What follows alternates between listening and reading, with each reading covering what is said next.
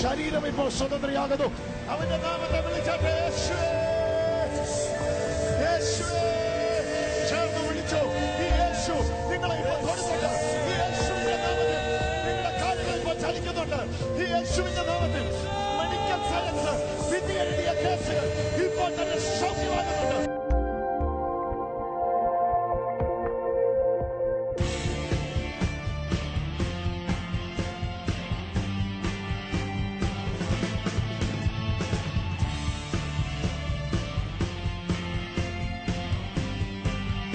വിശ്വസിച്ചോ. ഈ യേശു ജീവിക്കുന്നു.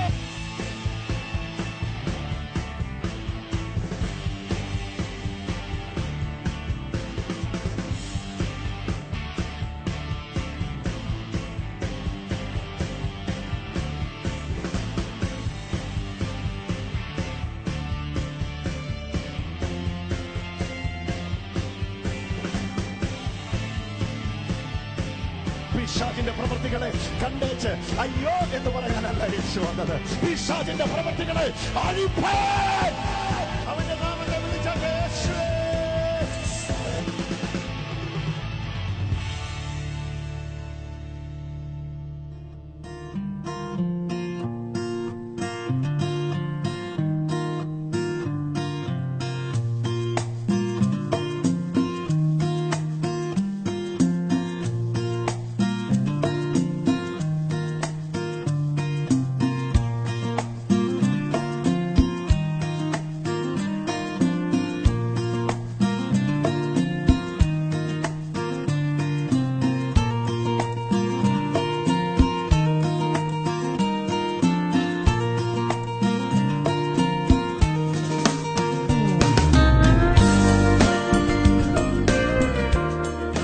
ഇന്നലെ ഞാൻ വായിച്ച വാക്യത്തിന്റെ 2ാം ഭാഗത്തിലേക്ക് നിങ്ങളെ ക്ഷണിക്കുകയാണ്. റോമാലേഖനം 5-ാം അധ്യായത്തിന്റെ 19 മുതലുള്ള വാക്യങ്ങൾ ദയവായി ശ്രദ്ധിച്ചാട്ടെ. ഏക മനുഷ്യന്റെ അനുസരണക്കേടിനാൽ അനേകർ പാപികളായി തീർന്നതുപോലെ, മനുഷ്യന്റെ അനുസരണക്കേടിനാൽ അനേകർ പാപികളായി തീർന്നതുപോലെ ഏകന്റെ അനുസരണത്താൽ അനേകർ നീതിമാന്മാരായി തീരും. ശ്രദ്ധിച്ചാട്ടെ. ഏക മനുഷ്യന്റെ അനുസരണക്കേടിനാൽ അനേകർ പാപികളായി തീർന്നതുപോലെ ഏക മനുഷ്യന്റെ അനുസരണത്താൽ അനേകർ നീതിമാന്മാരായി തീരും. കരമുയർത്തി ഒന്ന് കർത്താവിന് സ്തോത്രം ചെയ്താട്ടെ. ഇന്നലെ ഞാൻ പറഞ്ഞത് എന്തായിരുന്നു? ഈ ഏക മനുഷ്യന്റെ അനുസരണക്കേട് എന്നാണ്. ഇവിടെ ഏക മനുഷ്യൻ എന്ന് വിശേഷിപ്പിച്ചിരിക്കുന്നത് ആദ്യത്തെ മനുഷ്യന്റെ പേരെന്തായിരുന്നു? ആദം എന്ന ആദ്യ മനുഷ്യനെയാ ഇവിടെ ഏക മനുഷ്യൻ എന്ന് വിശേഷിപ്പിച്ചിരിക്കുന്നത്. ഏക മനുഷ്യന്റെ അനുസരണക്കേടിനാൽ എല്ലാവരും പാപികളായി തീർന്നു. അപ്പൊ ഒന്നാം മനുഷ്യന് അനുസരണമല്ല ഉണ്ടായിരുന്നത്, അനുസരണക്കേടായിരുന്നു ഉണ്ടായിരുന്നത്. എന്തായിരുന്നു അനുസരണക്കേട് കാര്യം? ഒന്നാം മനുഷ്യന്റെ പരാജയം എന്തായിരുന്നു എന്ന് അറിഞ്ഞാൽ ആ പരാജയത്തിൽ ഇനി വീഴാതിരിക്കാൻ നമുക്ക് ശ്രദ്ധിക്കാം. ഒന്നാം മനുഷ്യന്റെ പരാജയം ദൈവം എന്ത് ആക്കി വെച്ചോ അത് അവിശ്വസിച്ചതാണ് ഒന്നാം മനുഷ്യന്റെ പരാജയം. ഒന്നാം മനുഷ്യനോട് ദൈവം പറഞ്ഞു, നീ എന്റെ സാദൃശ്യത്തിലും സ്വരൂപത്തിലുമാണ്. അത് അവിശ്വസിച്ചു. സാത്താൻ എന്ത് ചെയ്താൽ അങ്ങനെ ആകുമെന്ന് പറഞ്ഞോ അത് വിശ്വസിച്ചു. ദൈവത്തെ അവിശ്വസിക്കുന്നതാണ് പാപം. ദൈവം പറഞ്ഞത് വിശ്വസിക്കാതിരിക്കുന്നതാണ് പാപം. അല്ലാതെ നിങ്ങളെന്തോ ചെയ്യുന്നതല്ല. കൽപ്പനയുടെ ലംഘനം എന്ന നിലയിലുപരി ദൈവിക പ്രവർത്തികൾ നിങ്ങളോട് ചെയ്യാൻ പറഞ്ഞത് ചെയ്യാതിരിക്കുക, ദൈവം ചെയ്ത് നിങ്ങളെ ആക്കി വെച്ചത് വിശ്വസിച്ച് അത് തുടരാതിരിക്കുകയാണ് പാപം. ഒന്നാം മനുഷ്യന്റെ അനുസരണക്കേടിനാൽ അനേകർ പാപികളായി തീർന്നു. നാം ആ വാക്യം ഒന്നുകൂടെ വായിച്ചട്ടെ. ജോസ് ബ്രദർ ഒന്ന് വായിക്കും, നിങ്ങളൊന്ന് ശ്രദ്ധിച്ചാട്ടെ. ഏക മനുഷ്യന്റെ അനുസരണക്കേടിനാൽ അനേകർ പാപികളായി തീർന്നതുപോലെ ഏക മനുഷ്യന്റെ അനുസരണത്താൽ അനേകർ നീതിമാന്മാരായി തീരും. 2 മനുഷ്യന്മാർ ഇവിടെ നിൽക്കുകയാണ്. ഒന്ന് ഏക മനുഷ്യൻ എന്ന് ഉദ്ദേശിച്ചിരിക്കുന്ന ആദത്തെയാണ്. രണ്ടാമത്തെ ഏക മനുഷ്യനെ ഇന്ന് പരിചയപ്പെടുത്താൻ പോകുന്ന ആ മനുഷ്യന്റെ അടുക്കലേക്ക് നമുക്ക് പോകാം. അവിടെ രണ്ടാമത്തെ ഏക മനുഷ്യൻ എന്ന് വിശേഷിപ്പിച്ചിരിക്കുന്ന നമ്മുടെ കർത്താവായ യേശു ക്രിസ്തുവിനെയാണ്. കരമടിച്ചൊന്ന് യേശുവിന് മഹത്വം കൊടുത്താട്ടെ. ഹല്ലേലൂയ. ഹല്ലേലൂയ, ഹല്ലേലൂയ, ഹല്ലേലൂയ. ആദാമ്യ പ്രകൃതിയിൽ ജനിച്ചവനല്ലായിരുന്നു ഈ യേശു ക്രിസ്തു. ആദാമ്യ വംശത്തിൽ ജനിച്ചവരെ പോലെ ജനിച്ച ആളായിരുന്നു യേശു ക്രിസ്തു. എങ്കിലും ആദാമ്യ പ്രകൃതിയിൽ ജനിച്ച വ്യക്തി അല്ലായിരുന്നു യേശു ക്രിസ്തു. പാപമില്ലാത്ത ഒരു ജനനം ആദാമ്യ സന്തതിയിൽ നടന്നിട്ടേയില്ല. അങ്ങനെ ഒരു ജനനം നടന്നത് യേശുവിന്റെ ജനനത്തിൽ മാത്രമായിരുന്നു. അവിടുത്തെ ജനനത്തിൽ പാപമില്ലായിരുന്നു. കാരണം പാപത്തെ കൊണ്ടുവന്ന പുരുഷ പ്രജയുടെ കൈകടത്തലില്ലാതെയാണ് യേശുവിന്റെ ജനനം നടന്നത്. യേശുവിന്റെ ജനനം സ്ത്രീയും പുരുഷനും സമ്മേളിച്ചുണ്ടായതല്ല. യേശുവിന്റെ ജനനത്തെക്കുറിച്ച് യേശു ജനിക്കുന്നതിന് മുമ്പേ, വർഷങ്ങൾക്ക് മുമ്പ് പ്രവചിച്ച് പറഞ്ഞപ്പോഴേ ഇങ്ങനെ പറഞ്ഞു: കന്യക ഗർഭിണിയായി ഒരു മകനെ പ്രസവിക്കും. ഹല്ലേലൂയ.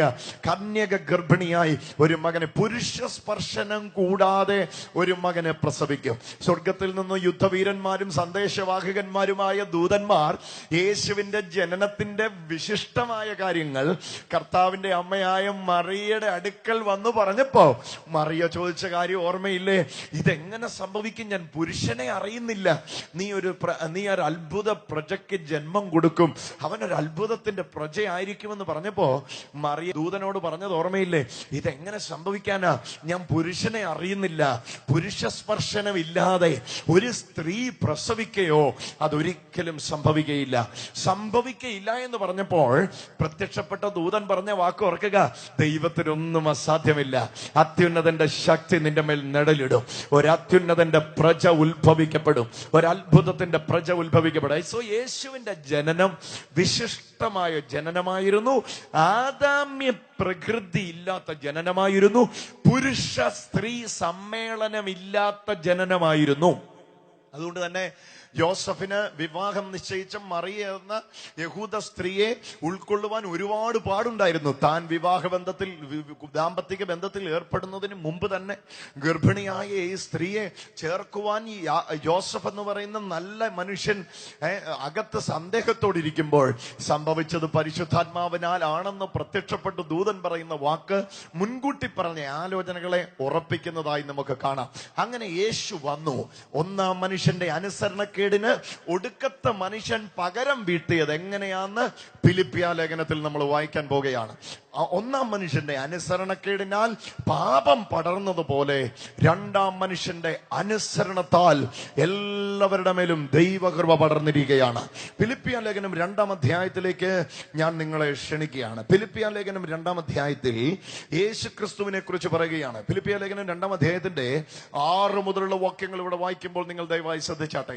ഫിലിപ്പിയ ലേഖനം 2-ാം അധ്യായത്തിന്റെ 6 മുതലുള്ള വാക്യങ്ങൾ. അവൻ ദൈവരൂപത്തിലിരിക്കെ, യേശു ദൈവരൂപത്തിലിരിക്കെ ദൈവത്തോടുള്ള സമത്വം മുറുകെ പിടിക്കാതെ എന്ന് വിചാരിക്കാതെ, മുറുകെ പിടിക്കണമെന്ന് വിചാരിക്കാതെ ദാസരൂപം കൊടുത്തു എന്നല്ല, ദാസരൂപം അവൻ എടുത്തു എന്നാണ്. ഹല്ലേലൂയ. ആരോ അവനെ നിർബന്ധിച്ച് ദാസരൂപം കൊടുത്തു വിട്ടതല്ല. ദൈവരൂപത്തിലിരിക്കെ, സാക്ഷാൽ ദൈവമായിരിക്കെ, അതാണ് അതിന്റെ അർത്ഥം. സാക്ഷാൽ ദൈവമായിരിക്കെ, പിതൃപുത്ര പരിശുദ്ധാത്മാവാം ത്രിയേക ദൈവം സാക്ഷാൽ ദൈവമായിരിക്കെ എന്ത് ചെയ്തു എന്ന് താഴെ വായിക്കുക. ദൈവരൂപത്തിലിരിക്കെ ദൈവത്തോടുള്ള സമത്വം മുറുകെ പിടിക്കാതെ, ദൈവമാണെന്ന് വിചാരിക്കാതെ എന്തോ ചെയ്തു? 8-ാം വാക്യം, മനുഷ്യ സാദൃശ്യത്തിലായി, അല്ലെ, വിചാരിക്കാതെ ദാസരൂപം എടുത്തു. മനുഷ്യ സാദൃശ്യത്തിലായി തീർന്നു. തന്നെത്താൻ താഴ്ത്തി വേഷത്തിൽ മനുഷ്യനായി വിളങ്ങി തന്നെത്താൻ താഴ്ത്തി എത്രത്തോളം താഴ്ത്തി എന്ന് പറയുക? തന്നെത്താൻ താഴ്ത്തി മരണത്തോളം. ക്രൂശിലെ മരണത്തോളം തന്നെ. ഏത് മരണത്തോളം? ക്രൂശിലെ മരണത്തോളം തന്നെത്താൻ താഴ്ത്തി ഏൽപ്പിച്ചു കൊടുത്തു. അടുത്തത്, അനുസരണയുള്ളവനായി തീർന്നു. നോയിക്ക്, ഒന്നാം മനുഷ്യന്റെ പ്രശ്നം എവിടെയായിരുന്നെന്ന് അറിയണമേ?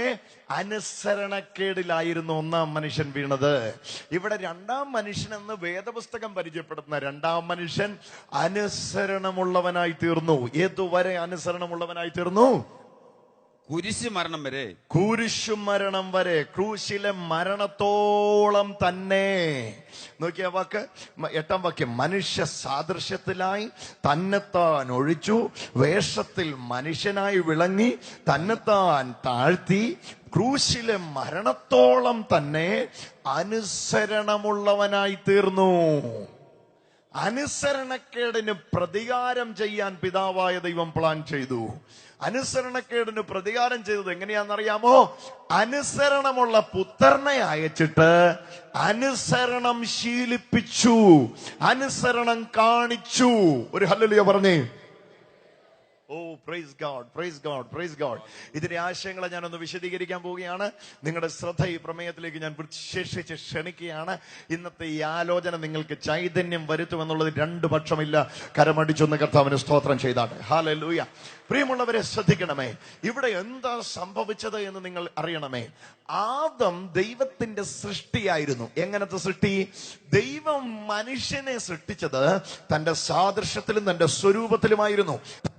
പോലെ തന്നെ ദൈവം മനുഷ്യനെ സൃഷ്ടിച്ചു. എന്നിട്ട് എന്ത് സംഭവിച്ചെന്നറിയോ? തന്നെ പോലെ സൃഷ്ടിച്ച മനുഷ്യനെ പരാജയപ്പെടുത്തി, തോൽപ്പിച്ചു.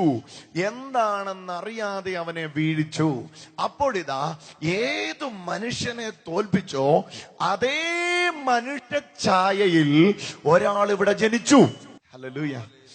ഏത് ആദത്തെ പരാജയപ്പെടുത്തിയോ അതേ ആദത്തിന്റെ രൂപത്തിൽ, അതേ ആദത്തിന്റെ ഭാവത്തിൽ ഒരു മനുഷ്യനെ സൃഷ്ടിച്ചു. നോക്കണേ, നോക്കണേ, നോക്കണേ. ദൈവത്തിന്റെ സൃഷ്ടിയുടെ ആ വലിയ കാര്യപരിപാടി നിങ്ങൾ അറിയാതിരിക്കരുത്. ഇത് നിങ്ങളിത് കേട്ടോണ്ടിരിക്കുമ്പോൾ തന്നെ നിങ്ങളിലേക്ക് ആ ചൈതന്യം വ്യാപരിക്കാൻ ഇടയാകണം. കരമുയർത്തി ഒന്ന് കർത്താവിനെ ഒന്ന് സ്തുതിച്ചേ. ഹല്ലേലൂയ. വിജയ് ബ്രദറെ, ഇത് ഇവിടെ വിനോദ് ബ്രദർ ഞാൻ പറയാം, ഇതിന്റെ രഹസ്യം നിങ്ങൾ അറിയാതിരിക്കരുത്. ഒന്നാമത് ഇവിടെ പറയുക, ദൈവം മനുഷ്യനെ സൃഷ്ടിച്ചു. ആ മനുഷ്യൻ അനുസരണക്കേട് കാണിച്ചു. ദൈവം എന്ത് ചെയ്യുന്നറിയോ? പിന്നെ ഒരു മനുഷ്യനെ ലോകത്തിലേക്ക് അയച്ചു, പൂർണ്ണ മനുഷ്യനായി. ഹല്ലേലൂയ. ആദ്യം അയച്ച മനുഷ്യൻ ആദമായിരുന്നു.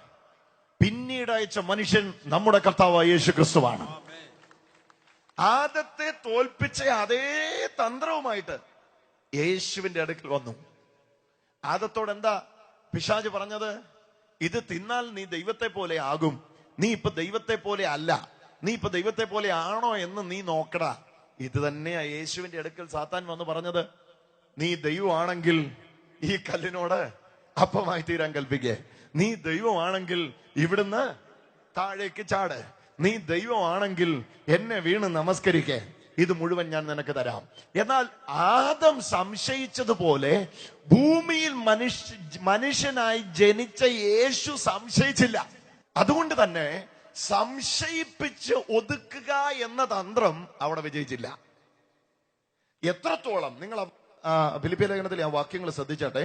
ചില വാക്യങ്ങൾ നമ്മൾ വായിക്കുന്നത് നല്ലതായിരിക്കും. പിന്നെയും 6-ാം വാക്യം, അവൻ ദൈവരൂപത്തിലിരിക്കെ, യേശു ദൈവരൂപത്തിലിരിക്കെ ദൈവത്തോടുള്ള സമത്വം മുറുകെ പിടിച്ചു കൊള്ളണമെന്ന് വിചാരിക്കാതെ ദാസരൂപം എടുത്തു. ദാസനാക്കിയതല്ല, യേശു തന്നെത്താൻ ദാസന്റെ വേഷം ഏറ്റെടുത്തു. അടുത്തത്, മനുഷ്യ സാദൃശ്യത്തിലായി തീർന്നു. എങ്ങനെയായി? മനുഷ്യ സാദൃശ്യത്തിലായി. ഏതായി മനുഷ്യൻ? ഒന്നാം മനുഷ്യനെ ഓർമ്മയില്ലേ? ആ മനുഷ്യന്റെ സാദൃശ്യത്തിലായി. ഹല്ലേലൂയ. ആ മനുഷ്യന്റെ സാദൃശ്യത്തിലായി. ഏത് മനുഷ്യന്റെ സാദൃശ്യത്തിലായി? ആദം എന്ന ഒന്നാം മനുഷ്യന്റെ സാദൃശ്യത്തിലായി. ആര്? യേശു എന്ന രണ്ടാം മനുഷ്യൻ. ഓ, പ്രൈസ് ഗോഡ്. ഹല്ലേലൂയ. ആദത്തിന്റെ പരാജയം വിജയമാക്കാൻ ആദം ജനിച്ചു വീണ അതേ ഭൂമിയിൽ അതേപോലെ ദൈവം ഒരാളെ. ഹല്ലേലൂയ. ഉദാഹരണം പറയാം. ഒന്നാം മനുഷ്യൻ, വാ, ഇത് ആദം. ഐഡന്റിറ്റി കാർഡ് ഉള്ള ആദം. ഓക്കെ, ആദം, ഒന്നാം മനുഷ്യൻ ആദം. ഇയാളെ എന്ത് ചെയ്യുന്നറിയാമോ? ഇയാളെ തന്ത്രപരമായി വീഴിച്ചു. ഇയാള് വീണ് കിടക്കുക. ഇയാളെ വീണിച്ചിട്ട് പറഞ്ഞു, ഹേ, മാനവജാതിയെ മുഴുവൻ ഞാൻ തോൽപ്പിച്ചു. മാനവജാതിയുടെ മുഴുവൻ പ്രതിനിധിയായി നീ ജനിപ്പിച്ചവൻ ഇതേ കിടക്കുന്നു. ഞാനിവനെ പരാജയപ്പെടുത്തിയിരിക്കുന്നു എന്ന് പറഞ്ഞപ്പോ ദൈവം പറഞ്ഞു, നിക്ക്, ഞാൻ ഒരുത്തനെ ജനിപ്പിക്കാൻ പോവാ. ഇനി ദൈവം പറഞ്ഞു, ഞാൻ ഒരുത്തനെ ജനിപ്പിക്കാൻ പോവാ. എന്താ ഈ ജനിപ്പിച്ചവന്റെ പേര്? അവനെ ജനിപ്പിച്ചതല്ല, അവൻ ജനിച്ചതാ. ദൈവം തന്നെ. ഓ ഹല്ലേലൂയ. കരമടിച്ചു യേശുവിന് മഹത്വം കൊടുത്താട്ടെ. ദൈവം തന്നെ മനുഷ്യനായി വന്നു. സൃഷ്ടി തോറ്റെടുത്ത് സൃഷ്ടാവ് വന്നു. കരമടിച്ചു യേശുവിനെ സ്തുതിച്ചേ. ഹല്ലേലൂയ. ആദമേ, യേശു വന്നു, അതുകൊണ്ട് ഇനി നീ കിടക്കണ്ട. ആമേൻ. Praise God.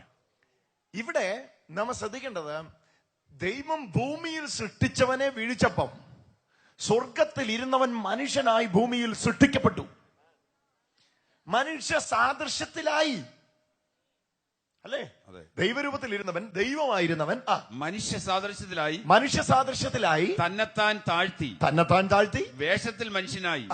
ആരായി? വേഷത്തിൽ, വേഷം കൊണ്ടൊരു മനുഷ്യനായി വിളങ്ങി തന്നെത്താൻ താഴ്ത്തി. എത്രത്തോളം താഴ്ത്തി? മരണത്തോളം. ആണ്ട കിടക്കുന്നു, ക്രൂസിലെ മരണത്തോളം തന്നെ. ആഹാ. അനുസരണം കെട്ട ആദത്തോട് പ്രതികാരം ചെയ്യാൻ ദൈവം തന്നെ ഒരു മനുഷ്യനെ സൃഷ്ടിച്ചു. ദൈവം തന്നെ മനുഷ്യനായി. ഹല്ലേലൂയ. ഈ സുവിശേഷത്തിന്റെ അന്തസ്സത്തെ എനിക്ക് അഭിമാനത്തോടെ പറയാൻ സന്തോഷമുണ്ട്. കേറി വാ എന്ന് പറഞ്ഞ് കൈയടിച്ച് കരയ്ക്ക് നിന്ന മാർഗമല്ലിത്. കേറി വരാൻ പറ്റാത്ത എന്നെ രക്ഷിക്കാൻ താഴെ ഇറങ്ങി വന്ന് തോളിലെടുത്ത് എന്നെ കരയറ്റുന്ന മാർഗമായത്. കരമടിച്ചു യേശുവിനെ ഒന്ന് സ്തുതിച്ച പ്രിയരെ. കേറി വന്ന മക്കളെ എന്ന് പറഞ്ഞ് കരയ്ക്ക് നിന്ന മാർഗമല്ലത്. എനിക്ക് കേറി വരാൻ കഴിയാഞ്ഞപ്പം എന്നെ കയറ്റി വരുത്താൻ മേളിലിരുന്ന് കൽപ്പിച്ചവൻ താഴെ വന്ന് മനുഷ്യനായി ജനിച്ച്, മനുഷ്യനായി ജീവിച്ച്, മനുഷ്യനായി മരിച്ച്, മനുഷ്യനായി മനുഷ്യരുടെ ഇടയിൽ നിന്ന് ഉയർത്തെഴുന്നേറ്റ് മനുഷ്യരുടെ പ്രതിനിധിയായി എന്നേക്കും സ്വർഗത്തിൽ ഇരിക്കുന്നവൻ അത്രേ ഒടുക്കത്തെ ആദാം എന്ന രണ്ടാമത്തെ മനുഷ്യൻ. അവൻ ഇന്ന് രാത്രി ഈ ഗ്രൗണ്ടിൽ വന്നിട്ടുണ്ട്. അവനെ കരമടിച്ച് ആരാധന കൊടുത്താട്ടെ. ഹല്ലേലൂയ, ഹല്ലേലൂയ. നിങ്ങൾ ഇതിനെക്കുറിച്ച് അറിയാതിരിക്കരുത്. ദൈവം തന്നെത്താൻ, വേർഡ് ബിക്കൈം ഫ്ലെഷ്, ജഡമെടുത്തു. ദൈവരൂപത്തിൽ ഇരുന്നവൻ ദൈവത്തോടുള്ള സമത്വം മാറ്റിവെച്ചു. വേഷത്തിൽ മനുഷ്യനായി മനുഷ്യരൂപത്തിൽ വന്നു. യേശു ഭൂമി വന്നപ്പോ നമ്മൾ കണ്ടില്ലേ, യേശുവിന് വിശന്നു, യേശുവിന് ദാഹിച്ചു, യേശു കരഞ്ഞു, യേശു ക്ഷീണിച്ചു, യേശു ദുഃഖിച്ചു.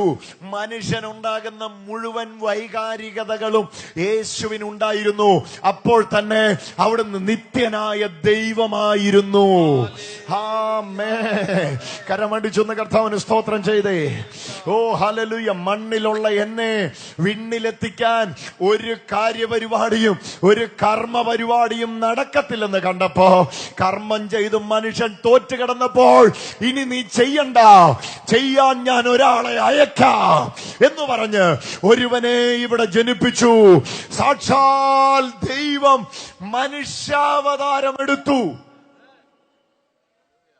എന്നിട്ട് മനുഷ്യന്റെ ഏറ്റവും താഴേക്കിടയിലോട്ട് വന്നു. അവിടെയാ കാര്യം. വേഷത്തിൽ മനുഷ്യനായി എന്ന് പറഞ്ഞാൽ കുഴപ്പമില്ല. പിന്നെ ദാസനായി തീർന്നു. ദാസരൂപം. കണ്ടോ? എന്താ എടുത്ത്? മനുഷ്യരിൽ ഏറ്റവും ഹീനമായ രൂപമെടുത്തു. ദാസനായി, മനുഷ്യ സാദൃശ്യത്തിലായി തന്നെത്താൻ ഒഴിച്ച് ഉണ്ടായിരുന്ന ദൈവികത മുഴുവൻ മാറ്റിവെച്ചു. ദൈവമാണെന്ന ചിന്ത മറന്നു. മനുഷ്യനായി തീർന്നു. വേഷത്തിൽ മനുഷ്യനായി. പിന്നെ തന്നെത്താൻ താഴ്ത്തി മരണത്തോളം. താഴ്ത്തി എന്ന് പറഞ്ഞിട്ട് പറയുക, മരിക്കുന്നവരെ. ക്രൂസിലെ മരണത്തോളം തന്നെ. ഓ ഹല്ലേലൂയ. മരിക്കാൻ സ്വന്തം പുത്രനെ അയച്ചു, ഏൽപ്പിച്ചു കൊടുത്തു, അർപ്പിച്ചു കൊടുത്തു. ഓ, സുവിശേഷം ഒന്ന് കേൾക്കണേ. ഇതൊരു വിശേഷമാണ്. സന്തോഷത്തോടെയാ ഇത് പറയുന്നേ. ഞാൻ പ്രസംഗിക്കുന്ന യേശുവിന്റെ മാർഗത്തിന്റെ വ്യത്യസ്തത നിങ്ങളൊന്ന് കേൾക്കണേ. എന്റെ പ്രിയരെ, ഈ മാർഗത്തിന്റെ ചൈതന്യം നിങ്ങളൊന്ന് അറിയണമേ, നോക്കണമേ. ഇവിടെ വേഷത്തിൽ മനുഷ്യനായി തീർന്നില്ല, ക്രൂശിലെ മരണദാസനായി. 3 ഘട്ടം പറയണേ.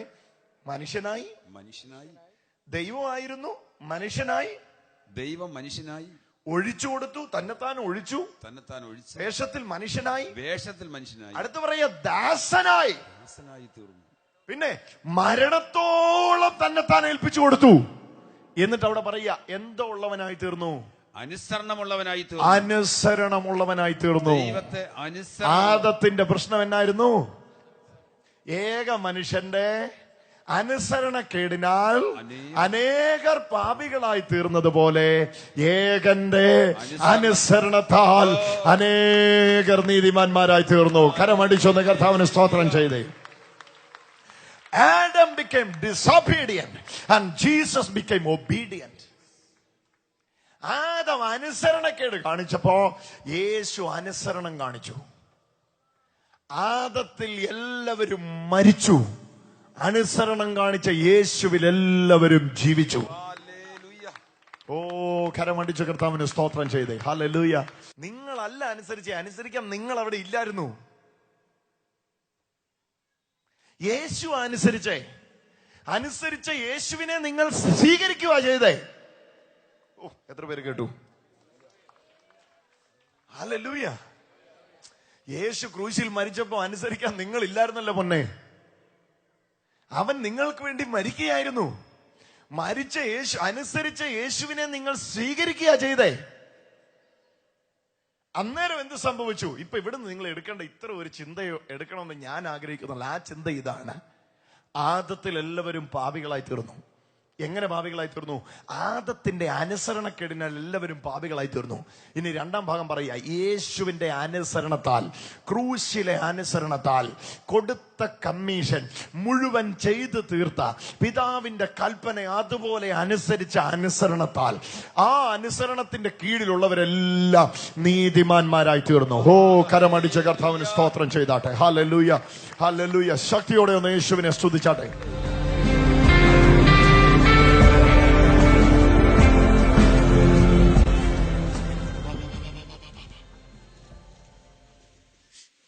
യേശു എന്നേലും ചെയ്യുന്നത് നിങ്ങൾ കാണാതിരിക്കരുത്. ഒന്ന് കണ്ടേ, ഒന്ന് തൊട്ടേ, ഇതൊന്ന് തൊട്ടേ. തൊട്ടോ? തൊട്ടോ. എത്ര വലിപ്പമുണ്ട് അതിന്? എത്ര വലിപ്പമുണ്ട് അതിന്? ഒരു നെല്ലിക്കയുടെ വലിപ്പമുണ്ട്. ചെറിയ നെല്ലിക്കയോ വലിയ നെല്ലിക്കയോ? വലിയ നെല്ലിക്ക. കണ്ടല്ലോ? കണ്ടു. ഒരാളോട് വന്നൊന്ന് തൊട്ടേ. കർത്താവ് ചെയ്യുന്നത് എന്താ നിങ്ങൾ അറിയണം. ഒന്ന് തൊട്ടേ, നിങ്ങളൊന്ന് കണ്ടേ. അത് തൊട്ടോ? തൊട്ടു. ഓക്കെ, ഇനി കൈവച്ചോ. എല്ലാരും കണ്ടോണേ. അവളുടെ ശരീരത്തിൽ നിന്ന് ബാധ ഒഴിഞ്ഞു പോകുന്നു.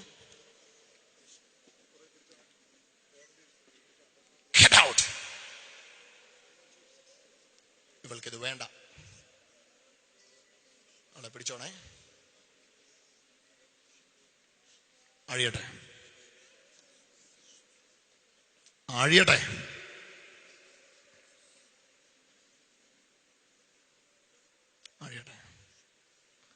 നോക്കിക്കോണേ, അത് അപ്രത്യക്ഷമാവുകയാണ്. നിങ്ങൾ നോക്കിക്കോ, അവളുടെ ശരീരം വെയിറ്റ്ലെസ് ആവുന്നു. കണ്ടോണോ? എല്ലാവരും കണ്ടോണോ? അവളുടെ ശരീരം വെയിറ്റ്ലെസ് ആകുന്നു. ഓക്കെ, ഇവിടെ നിൽക്കാൻ കഴിയാത്ത നിലയിലുള്ള ഒരു ദൈവശക്തി അവളുടെ ശരീരത്തിലേക്ക് പഠിക്കാൻ പോകുന്നു. ഇന്ന് ഇവിടെ വെച്ച് ഇപ്പം യേശുവിൻ നാമത്തിൽ സൗഖ്യമായി കഴിഞ്ഞു. ആദ്യം നീ തപ്പ്, എന്നിട്ട് മറ്റുള്ളവരെ തപ്പിക്ക. തപ്പട. തപ്പ. അതുണ്ടോ അവിടെ? ഇല്ല. ഇല്ല. അതുണ്ടോ അവിടെ? ഇല്ല. എഴുന്നേറ്റ് നോക്കാം.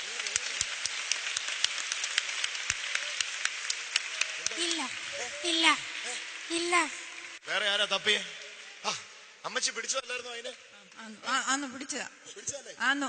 ഇപ്പൊ പിടിക്ക. ഇല്ല. അങ്ങനെ പറയല്ലേ. ഇല്ല. അങ്ങനെ പറയല്ലേ. കഴുത്തിങ്ങനെ പിടിച്ചേ, ശരിക്കും കാണട്ടെ. അമ്മച്ചി ചുമ്മാ പറയാ. അല്ല. കള്ളം പറയല്ലേ.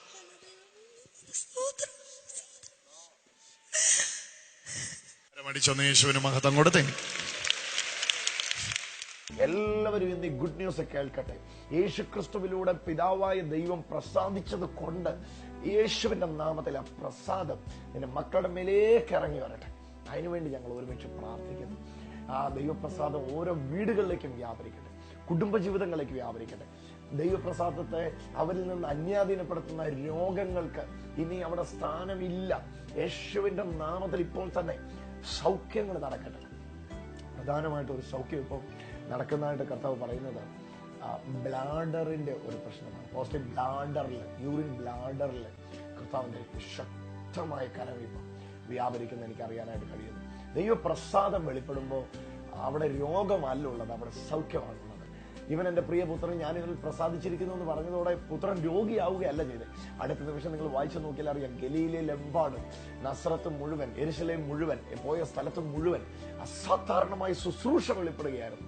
കർത്താവിന്റെ പ്രസാദത്തിൽ ബന്ധനമല്ല ഉള്ളത്. കർത്താവിന്റെ പ്രസാദത്തിൽ കുരുടന്മാർക്ക് കാഴ്ചയും ഊമന്മാരുടെ അധരം തുറന്നുള്ള അനുഭവം ഉള്ളതുകൊണ്ട് യേശുവിന്റെ നാമത്തിൽ അപ്പോസ്തലൻ ബ്ലാഡറിന്റെ മിസ്റ്റേക്ക് ഇപ്പോൾ തന്നെ സൗഖ്യമാകട്ടെ. Mighty name of Jesus. ഓ, കർത്താവിന്റെ പ്രസാദത്തെ ഞങ്ങളുടെ വീടിന്റെ മേളിലേക്ക് എന്തോ ഒരു ശാപം ഇങ്ങനെ കിടക്കുകയാണ്, അല്ലെങ്കിൽ എന്താ നിരന്തരമായി ഇങ്ങനെ രോഗം ഞങ്ങളുടെ കുടുംബത്തെ വേട്ടയാടുന്നത്. കുടുംബമേ, സംശയിച്ച് തല താഴ്ത്താൻ നിൽക്ക്. ഇപ്പോൾ തന്നെ യേശു പറയുന്നു, വ്യക്തമായിട്ട് കർത്താവ് പറയുന്നു, ദൈവത്തിന്റെ പ്രസാദം നിങ്ങളുടെ വീട്ടിലേക്ക് വെളിപ്പെടുവാനായി പോവുകയാണ്. കുടുംബ ജീവിതങ്ങളിലേക്ക് പ്രസാദം വെളിപ്പെടാനായിട്ട് പോവുകയാണ്. സന്തോഷം തല്ലിക്കെടുത്തി ഒരിക്കലും ഇവർ ചിരിക്കത്തില്ലെന്ന് പറഞ്ഞ ആ വ്യക്തികളിലേക്ക് നിരാശയുടെ മൂടുപടം യേശുവിന്റെ നാമത്തിൽ അപ്രത്യക്ഷമാകട്ടെ. ആ ഭയങ്കര ആനന്ദത്തിന്റെ, സന്തോഷത്തിന്റെ ആ പരിപൂർണത അവരിലേക്ക് യേശുവിന്റെ പ്രസാദ വർഷത്തിൽ വന്നണയട്ടെ. ഇപ്പോൾ തന്നെ അത് സംഭവിക്കട്ടെ.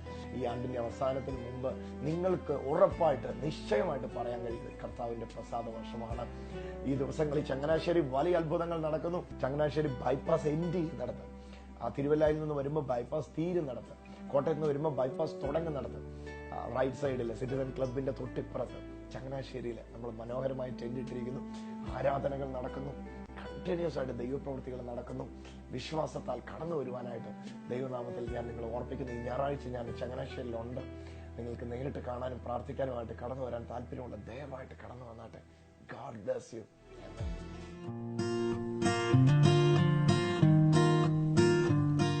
ഈ കാലഘട്ടത്തിൽ ശക്തമായി യേശുവിനാൽ ഉപയോഗിക്കപ്പെടുന്ന ബ്രദർ സജിത് ജോസഫ് കോട്ടയത്ത് ശുശ്രൂഷിക്കുന്നു. ഒക്ടോബർ 14-15 തീയതികളിൽ രാവിലെ 10 മുതൽ 1 വരെയും വൈകിട്ട് 6 മുതൽ 9 വരെയും KPS Menon hall, Shastri road, Kottayam. ഏവർക്കും സ്വാഗതം.